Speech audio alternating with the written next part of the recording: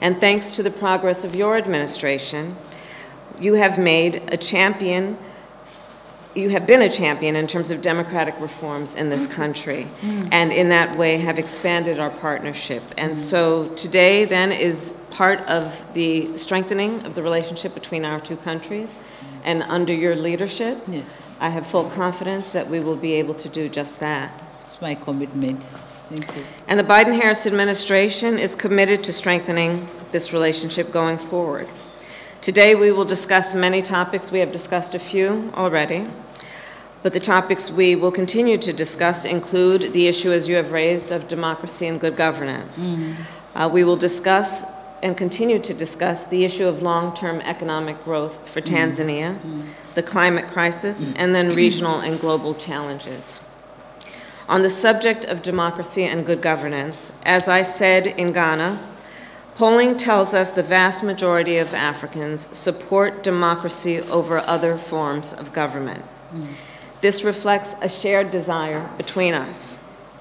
And the United States will continue to work alongside democratic governments in support of democratic aspirations, and the democratic aspirations in particular of the people of this continent.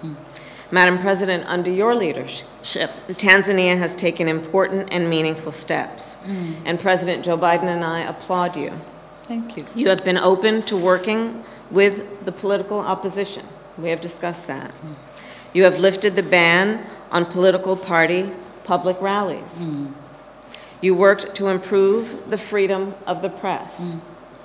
And just yesterday, you participated, as you mentioned, in the Summit for Democracy. On the subject of economic growth, good governance delivers predictability, stability, and rule of law, which businesses need to invest. Working together, it is our shared goal to increase economic investment in Tanzania and strengthen our economic ties. To do so, I am pleased to announce a series of new initiatives.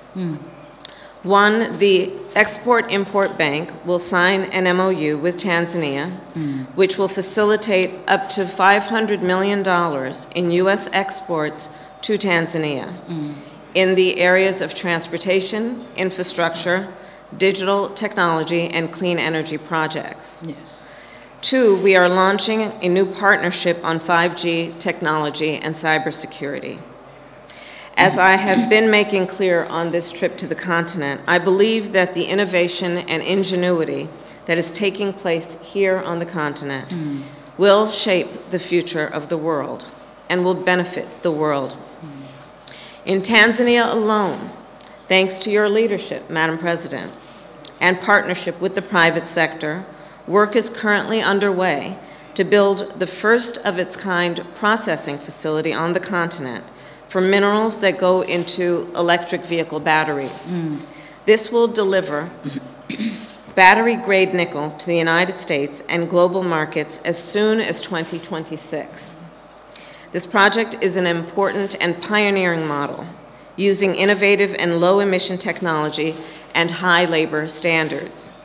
Importantly, raw minerals will soon be processed in Tanzania by Tanzanians.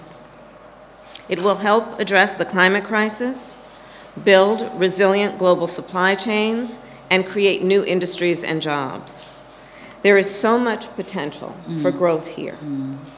So our administration is now working with partners to identify additional opportunities for critical minerals from the region to be processed in this new facility.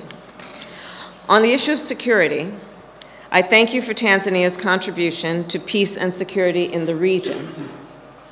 You and I will discuss the impacts of Russia's war in Ukraine on food supplies and how we can best support Tanzania's efforts toward climate adaptation and resilience.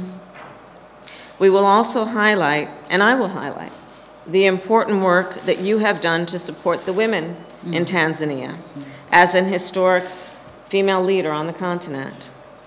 As I have said many times, women around the world must be able to fully participate in economic, political, and social life. And they must be able to participate equally, including in leadership roles. When you lift up the economic status of women, you lift up the economic status of families, of communities, and all of society benefits.